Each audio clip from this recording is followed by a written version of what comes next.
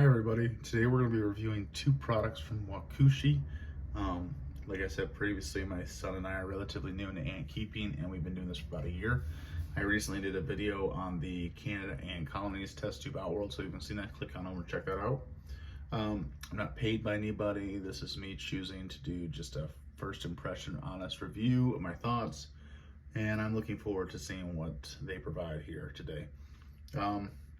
The first one being the Luna Pod. It's this one here. It is $4 for just the pod, $5 if you include a test tube, and personally I feel like you can never have enough test tubes as an ant keeper.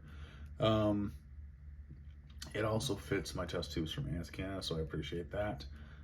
It comes in black or white. I chose black just because that's a preference of mine.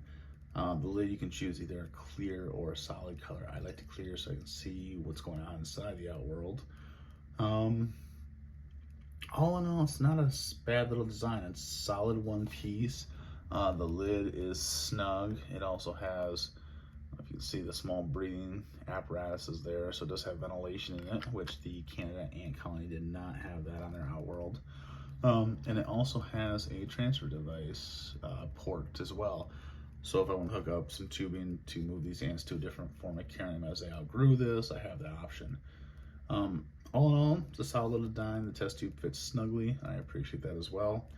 And yeah, $5 for the setup, not bad. I think this is going to be a nice little thing for my son and I to use when our ant colonies are growing and start developing nanoticks.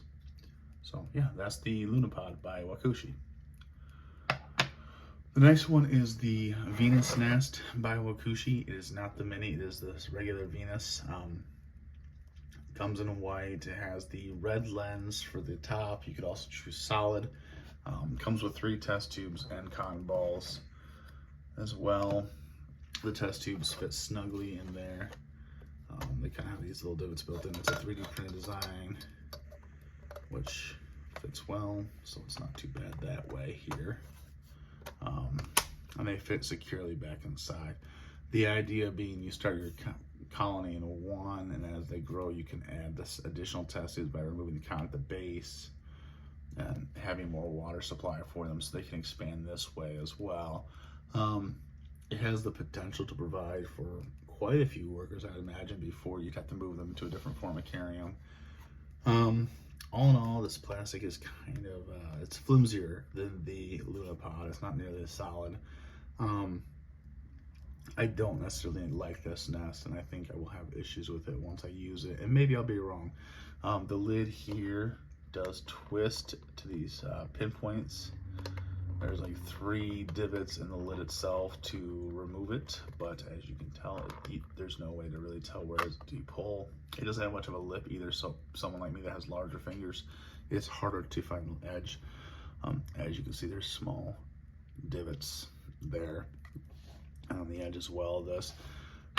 This lid does pop out as well. It also has the transfer port, so if you want to move these into a different form of carrying as they outgrew this, there's that opportunity. The other thing that surprised me in this is that the bottom of this, when I was moving around, I realized the bottom of this just pop out. I thought this would be one solid piece, and it is not that way, so I feel like that's just an increase in ability for them to escape.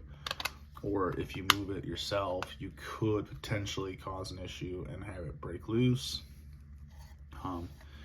Inside the test tubes, you'll see there are 3 different size holes there. The idea being you can provide a more enclosed space for your queen as they start. I don't think there'll be an issue with the carpenter queen moving into this personally, but I may drill that out a little more, just as personal preference. On the side here, there's these little notches. I'm not sure if those are supposed to be popped out or not. Potentially for like a heating cable, maybe. I'm not quite sure. But yeah, $22 for this. It's definitely the most expensive one I bought, and it's not necessarily one I would buy again. But that is the Wakooshi Venus. I'm still gonna give it a try here. It might not be this summer based on the queens because I have a few products to review personally, so I might make this one last, or I might use it first just because I know I may not like it. But yeah, that is the Wakooshi Venus and Luna Pod review. If you have any questions, please feel free to ask. Other than that, please like, comment, and subscribe. Thank you, guys.